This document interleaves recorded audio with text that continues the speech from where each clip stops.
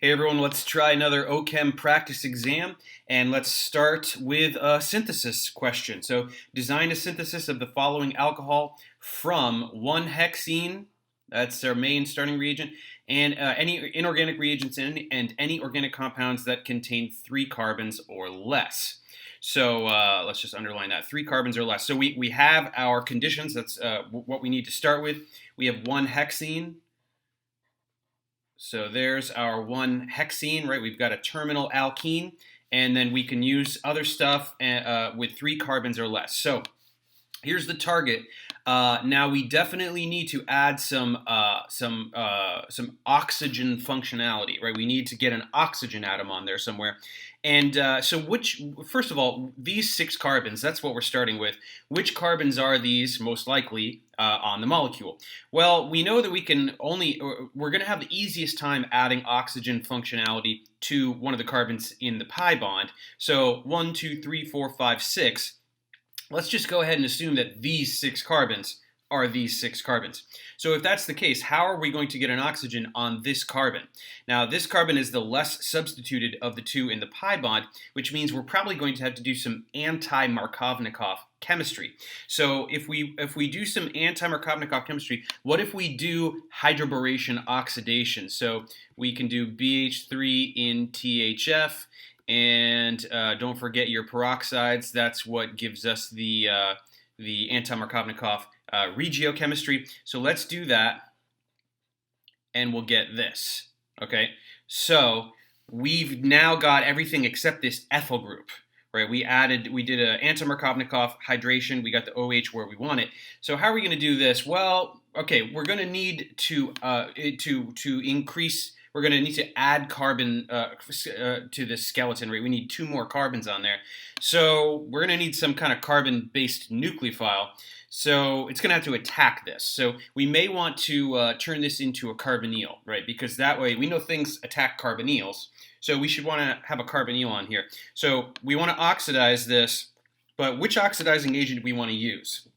We know that we can oxidize this to the aldehyde, or we can go to the carboxylic acid. But carboxylic acid, that's maybe not going to be as good an idea. Then we've got an additional oxygen atom to worry about. So let's just use PCC, and we'll get this aldehyde here, right? And so this makes sense because now we can get some kind of nucleophile that's going to be able to attack this. And what kind of carbon nucleophile attacks carbonyls? Well, there are a few different options you could use. I would just keep it simple, and let's do a Grignard. So number 1, we're going to do that in diethyl ether, and then number 2, we'll just do our acidic workup, and we will get our product, right? Because we don't have to draw mechanisms, but just to be clear, right? We know that this Grignard reagent is going to attack right there. We'll get the oxyanion, and then we'll protonate to get our product. So this is the bond that was formed in the Grignard reaction. So once again, we're looking at this. We have our starting material. We draw the starting material, and then try to compare it to the desired product. Right? We pretty quickly decided that these 6 carbons were these 6 carbons. So then we figured out how to add the oxygen functionality, because from there we can do additional chemistry. And then we oxidized and then did a Grignard. So that one's pretty straightforward. Okay, moving on to some multiple choice. Which reagent could best affect an SN2 substitution of S2-bromoheptane? So 1, 2, 3, 4, 5, 6, 7, and then 2-bromo. So we don't even have to worry about the stereochemistry too much. I mean, technically that would be a dash, but we don't care too much. Which one of these is going to be best at doing SN2?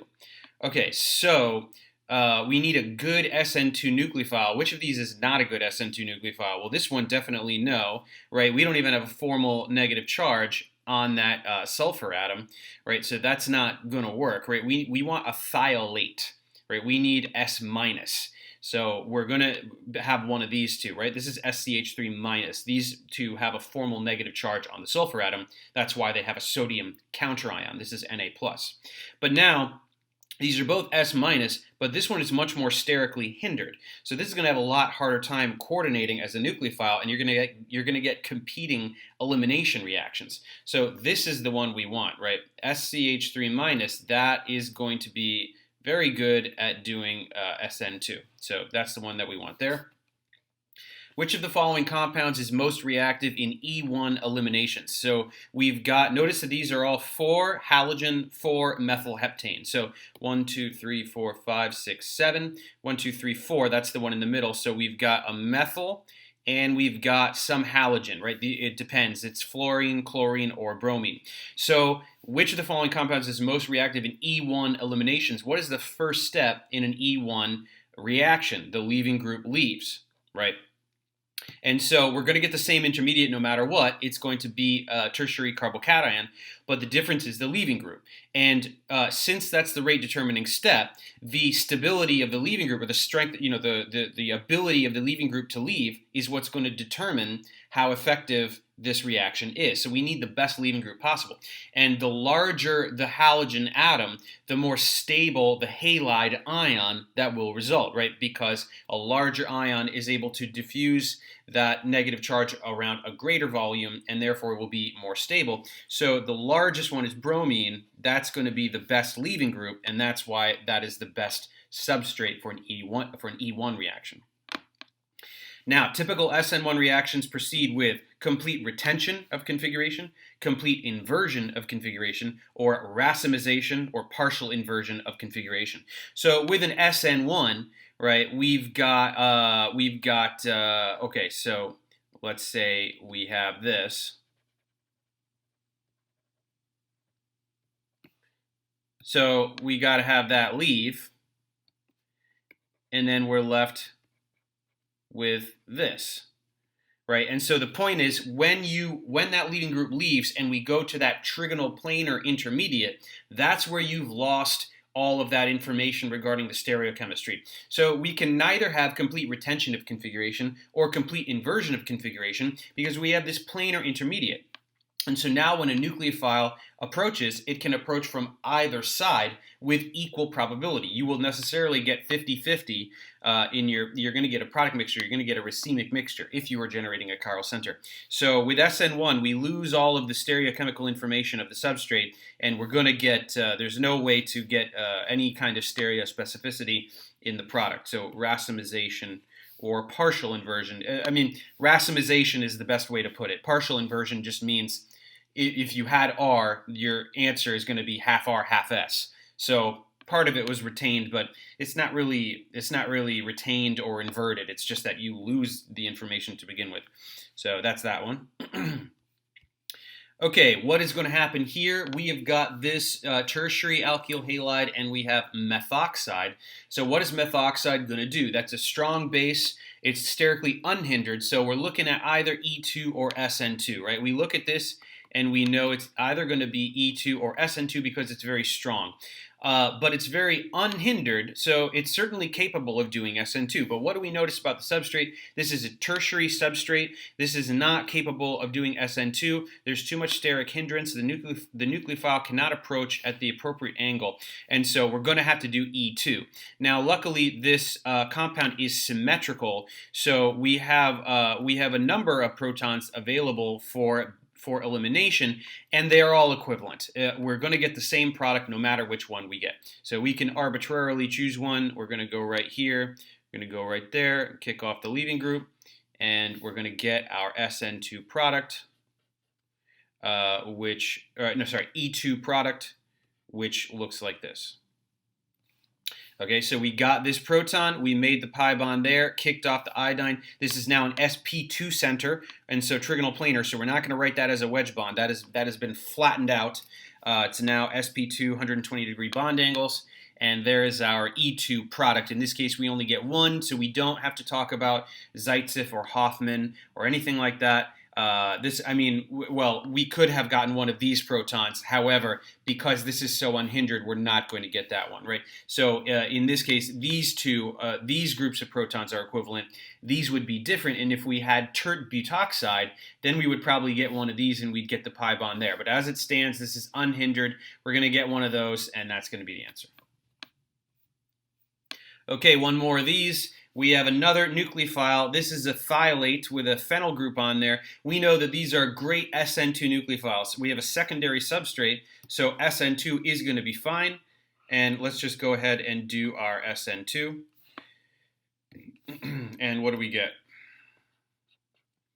We're going to get the SN2 nucleophile on the wedge. Remember, we have complete inversion of stereochemistry.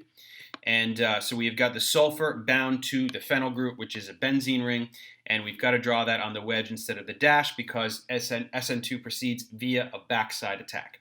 So there is our SN2 product. Okay, here's a couple where we have the transformation shown. We need to identify the reagents that we're going to use. So we have this epoxide, right? We have a 1, 2, 3, 4, 5 carbon epoxide, and then a 1, 2, 3, 4, 5, 6, 7, 8 carbon alcohol as a product. So we've added 3 carbons, and we've also popped open the epoxide. So it's very clear that a nucleophile has attacked here. And it is also very clear that a nucleophile has attacked this carbon specifically, right? Because we must have made this bond. This bond formed as a result of some nucleophilic attack which popped open the epoxide, right? That's the only way that the molecule makes sense, right? We've got this 5th carbon, and then we've got 3 more after that. So a nucleophile attacked the less substituted carbon, so that has to make us think about whether we're doing this in basic conditions or acidic conditions. Because remember, in acidic conditions, this will protonate, and then this bond will preferentially weaken over this one because this carbon is more capable of sustaining the growing partial positivity. So it's not going to be acidic conditions because a nucleophile did not attack here. We need basic conditions or really any kind of nucleophilic conditions that are not acid catalyzed because we need to attack the less substituted side. So what is a 3 carbon nucleophile that would attack this epoxide and pop it open? Well, honestly, we can just use a Grignard reagent. That's no problem. Let's just use a 3 carbon Grignard reagent, and then we'll finish up with a little bit of acid workup, aqueous acidic workup, and that's all it's going to be, right? We know that this carbon will attack here and pop that open.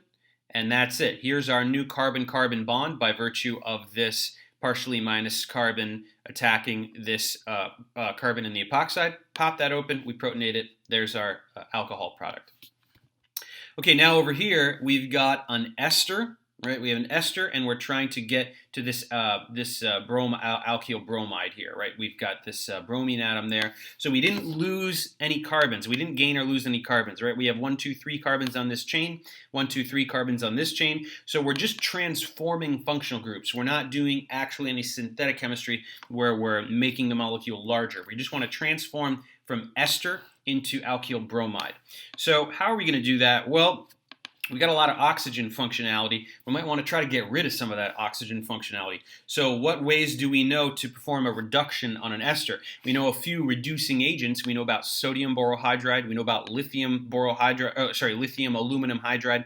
Which one of these are we going to want to use? Well, sodium borohydride cannot reduce esters. It is not strong enough. It can reduce aldehydes and ketones, but esters, right? Esters and carboxylic acids, this a lone pair on the oxygen is putting electron density onto that carbonyl carbon, which reduces its partial positivity. It makes it less electrophilic. So we need a stronger reducing agent like lithium aluminum hydride to reduce an ester. So lithium aluminum hydride, we're going to reduce that ester, and we're going to get the primary alcohol. Right, we're going to get the primary alcohol there, and now we're going from alcohol to we're going from hydroxyl to bromo group. What do we know that does that? This is a quick, easy flashcard one that we should be familiar with. PBr3. PBr3, we know it goes with retention of stereochemistry, which here is irrelevant. It's not a chiral center, but we know that PBr3 will transform the hydroxyl into the bromo group, and so this is just a quick 2-step reduction, and then PBr3, that will give us our desired product there. Okay, IUPAC nomenclature. Let's do this one. So, as with always, we need to identify the longest carbon chain, and we don't even need to circle it because this is very clear. It's just left to right that's the longest carbon chain, right? That's all there is to it. Now we got to number this thing, and recall that the hydroxyl takes priority in terms of numbering. We need to number this so as to specifically have the hydroxyl occurring soonest. So we have to number this 1, 2, 3, 4, 5, 6, 7, 8, like that, right? The other way would put it at 1, 2, 3, 4, 5. So that would not be the correct way to do it. So what do we have? We have, well, this is 4-octanol, right? 4 tells us that the hydroxyl is on carbon 4, and then octanol because there are 8 carbons, and we know that we have a methyl on carbon 3. So we do have 3 methyl 4-octanol. However, if we are being thorough, we do have to talk about stereochemistry. We have to assign the absolute configuration to these 2 stereocenters, right? These 2 are stereocenters, so we have to identify what those are. So let's do this one first. What is the priority? Well, okay, we know that the implied hydrogen is priority 4. We know that that's the lowest, and that is away from us, so that's good. That's going to make it easy. Well, it is a little tricky here. Some students may have trouble with this because we've got 3 identical carbons. So what are the carbons attached to? This one's attached to hydrogen, hydrogen, hydrogen. So actually, this methyl is the lowest priority of the 3. So be careful. We don't want to immediately assign whatever substituent is on the dash or wedge as being the top priority, because in this case, it's not. We have to apply the Kahn-Ingold Prelog convention. So over here, this carbon is attached to hydrogen, hydrogen, carbon. This one is attached to carbon, hydrogen, oxygen. So actually, this direction is the top priority. And then this one is going to be number 2. So we can say we've got 1, 2, 3. We are ready to do that. And this one is going to be S. So let's put our parentheses here.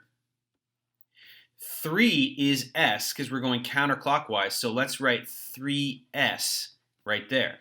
Okay, now we got to do number 4. So it's a little tricky. Let's just use a different color so we can maybe not get so confused. So over here, this one's a little easier. Oxygen is top priority, and the implied hydrogen is the lowest priority. Then this carbon is attached to hydrogen, hydrogen, carbon. This one is attached to hydrogen, carbon, carbon. So this one is going to be number 2, and this one is going to be number 3. So sorry for the jumbling, but just look at the green numbers only. We've got 1, 2, 3, 4. Now we do have lowest priority towards us. So remember that in such a case, first of all, we can envision ourselves on the other side of the molecule. And if I envision myself on the other side, I'm going counterclockwise, right? But let's instead, that would be clockwise, right? So I can see that it is R from the other vantage point. But if we have a hard time doing that, let's instead just let's swap OH and H in our minds. Let's pretend that OH is towards us and H is away from us. Oh, sorry, I didn't even draw the H there. There is an H right there. There's an implied hydrogen right there. And let's just pretend that group 1 is towards us, and we'll go 1 to 2 to 3, right? And that is counterclockwise, so looks like S, but we inverted the stereochemistry in order to do that, because when you flip 2 groups, you're inverting the stereocenter. So let's invert our answer back to R. So looks like S is R, so 4 is R. And now we have all the information we need. We have 3S, 4R, 3-methyl-4-octanol. These numbers are telling us the stereochemistry at those stereocenters, and any chemist could, or anybody could, look at this name and draw precisely this molecule. So that's the IUPAC name, and that's it for this exam. Thanks for watching, guys. Subscribe to my channel for more tutorials. Support me on Patreon so I can keep making content. And as always, feel free to email me, ProfessorDaveExplains@gmail.com.